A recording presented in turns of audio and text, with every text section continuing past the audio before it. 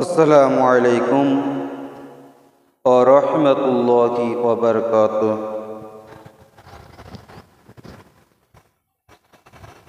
আউযু বিল্লাহি মিনাশ শাইতানির রাজীম। বিসমিল্লাহির রাহমানির রাহিম। ওয়া নাহমাদুহু ওয়া নাস্তাঈনুহু ওয়া নাস্তাগফিরুহ।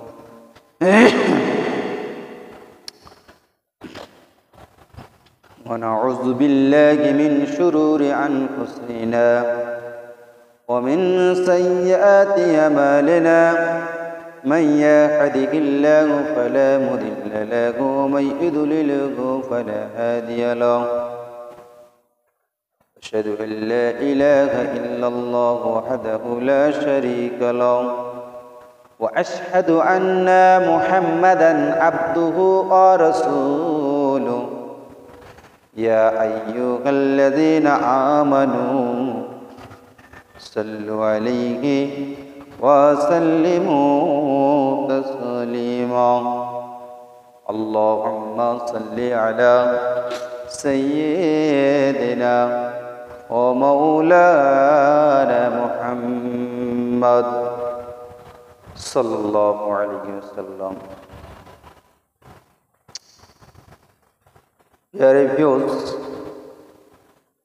আজকে আমি একটা আপনাদের সামনে কথা শেয়ার করব ইনশাল্লাহ। সেটা হলো কি, আমাকে একজন বলছে, মনে করুন এমন একটা মানুষ এসে বলছে, কিন্তু কি বলছে, দুনিয়ার জমিনে যতদিন বেঁচে থাকবে ততদিন ধর্ম থাকবে একজন আরেকজনের অর্থ নিয়ে চলবে, এটাই হবে। মানে যতদিন এটা ধর্ম থাকবে ততদিন এরকম মানে কেড়ে নেওয়া মেরে নেওয়া এটা চালু থাকবে। হয়তো ভাইজান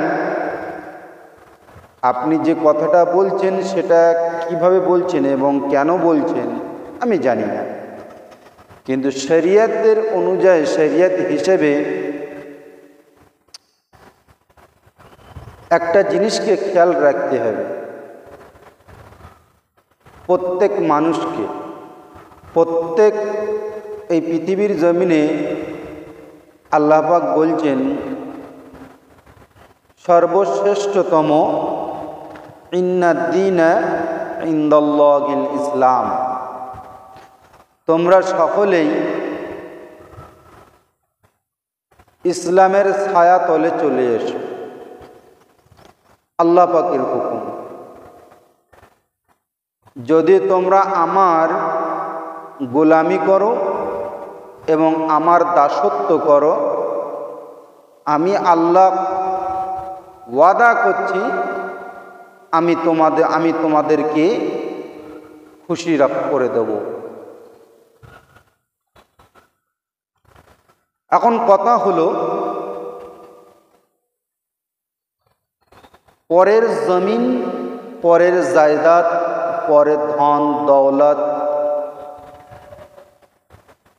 একজন যদি কেড়ে নেয় মেরে নেয়, একটা জিনিসকে খেয়াল রাখতে হবে, একটা জিনিস খেয়াল রাখবেন, যারা এ কাজগুলো করে থাকে, যদি কেউ করে থাকে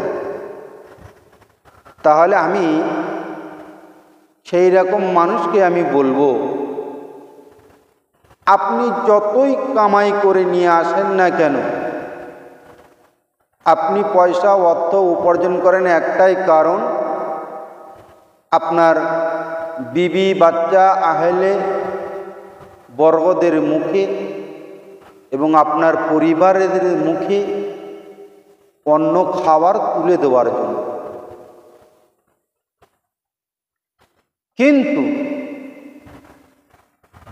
এই অন্নের খাবার আপনি কোথা থেকে নিয়ে আসছেন, আপনি কিভাবে নিয়ে এসছেন, আপনি চুরি করেছেন না জুলুম করেছেন, এটা কিন্তু বাড়ির লোক দেখে না।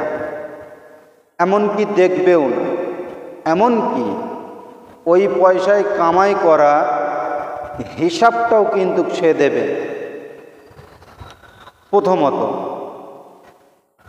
দ্বিতীয়ত সেই হিসাব দেবে না, কিন্তু আপনি যেভাবেই নিয়ে আসেন না কেন আপনাকে কিন্তু হিসাব দিতে হবে।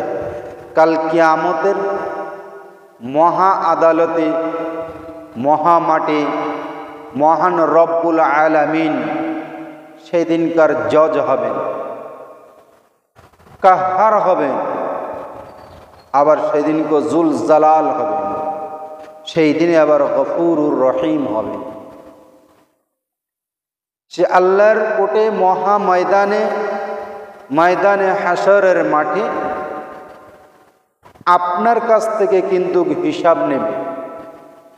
আপনি কামিয়ে আপনার আহলে পরিবার বর্গদেরকে আপনি মানুষ করেছেন, তখন কিন্তু আপনি এটা বলতে পারবেন না যে আমি ছেলেপিলে আমি আমার সন্তান সন্ততি, আমার মা বাপ এবং আমার বিবিদেরকে,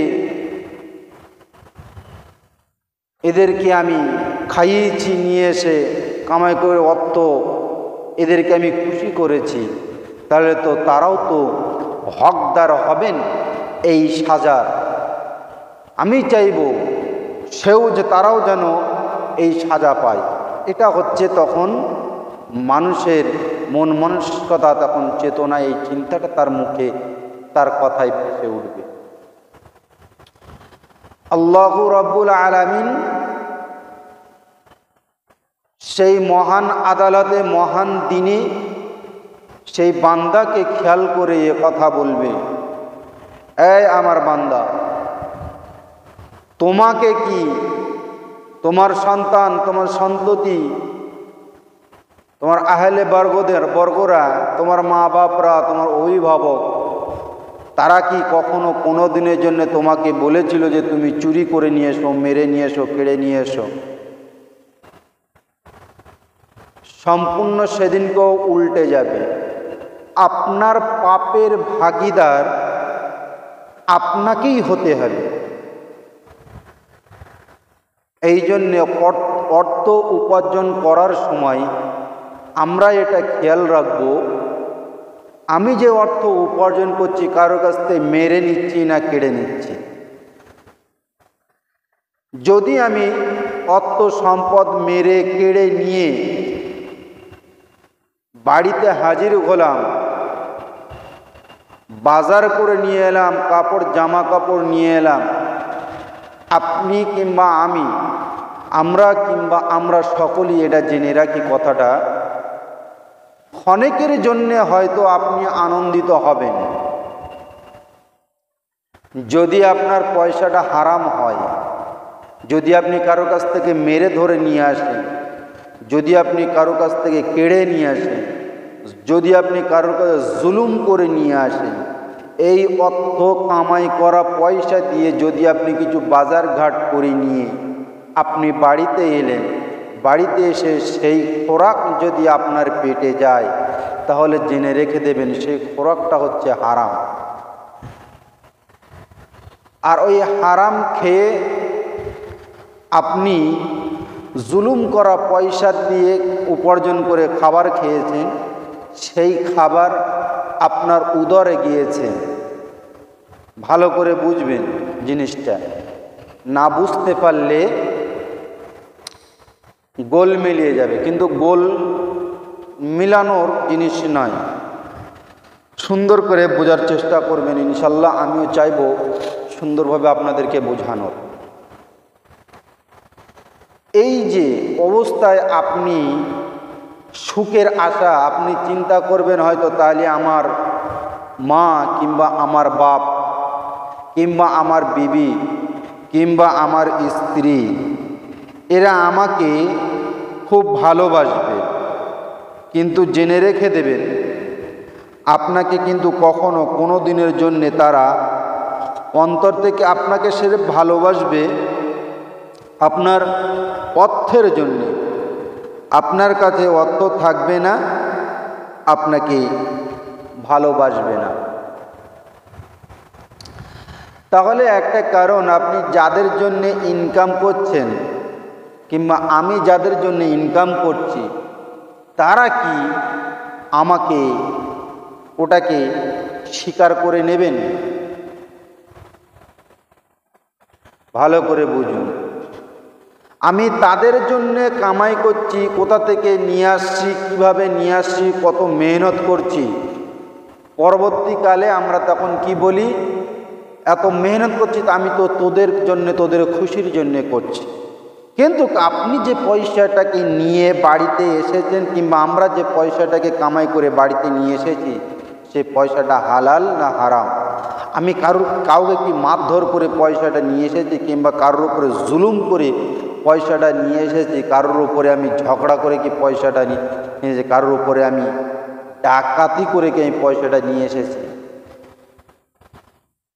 আপনি অন্যায়ভাবে কামাবেন পয়সা, অন্যায়ভাবে পয়সা কামানোর পরে সেই পয়সা দিয়ে আপনি সুখের আশা করবেন, এটা যেন কখনো কোনো দিনের জন্যে ভাববেন না।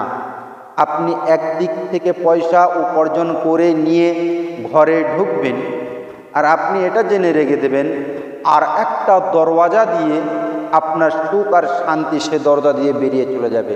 আপনার পয়সায় অভাব হবে না, পয়সা আপনার পকেট, ব্যাংক ব্যালেন্স, গাড়ি বাড়ি সব কিছু থাকবে, কিন্তু আপনার অন্তর থেকে যে ব্যক্তি এরকম সেই ব্যক্তির অন্তর থেকে আল্লাহ পাক তার সুখ আর শান্তিটাকে তুলে নেবে। কেন? যেহেতু আপনি আরেকজনের সুখ শান্তিকে হারাম করে দিয়ে আপনি নিজেকে সুখ বিলাসিতা ভোগ করতে চেয়েছেন। একজনের উপরে জুলুম করে আপনি অর্থ কামাই করে বাড়িতে নিয়ে এসেছেন, একজন গরিবের উপরে অত্যাচার করে আপনি পয়সা বাড়ি নিয়ে এসেছেন, আপনি একটা বেওয়ার উপরে জুলুম করেছেন, অত্যাচার করেছেন, ব্যভিচার করেছেন, তার উপরে করে তার থেকে পয়সা আদায় করে নিয়ে আপনি বাড়িতে ফিরেছেন। সেই পয়সা আপনি তার মনে ব্যথা দিয়ে, তার অন্তরে ব্যথা দিয়ে আপনি পয়সা বাড়িতে নিয়ে এসেছেন। একজন অসুস্থ ব্যক্তি, তাকেও আপনি, কিংবা একটা মনে করুন একটা অসুস্থ ব্যক্তি, তার কাছ থেকেও আপনি অত্যাচার করেছেন, জুলুম করেছেন, জমি জামা আপনি তার কাছ থেকে ছিনিয়ে নিয়েছেন। ছিনিয়ে নিয়ে আপনি সেই তার অন্তরের শান্তিটাকে কেড়ে নিয়ে আপনি নিজে শান্তি ভোগ করার চেষ্টা করছেন। আপনি জেনে রেখে দেবেন, আল্লাহ পাক সমস্ত কিছু দেখেন। আল্লাহর দরবারে জাররা জাররা পরিমাণের হিসাব হবে। আপনি এক জাররা পরিমাণ ভালো কাজ করবেন, আপনার ভালো কাজের প্রতিদান, ভালো কাজের প্রতিফল আপনাকে আল্লাহ পাক দিয়ে থাকবেন। আপনি অসৎ কাজ করবেন জাররা পরিমাণ, আল্লাহ পাক সেই জাররা পরিমাণ অসৎ কাজেরও হিসাব আল্লাহ পাক আপনার কাছ থেকে নিয়ে নেবে ইনশাআল্লাহ। আসলে এরপর থেকে আবার আমি ছোট ছোট করে পাঠ তৈরি করব, করে আপনাদের সামনে আমি প্রেজেন্ট করব ইনশাআল্লাহ।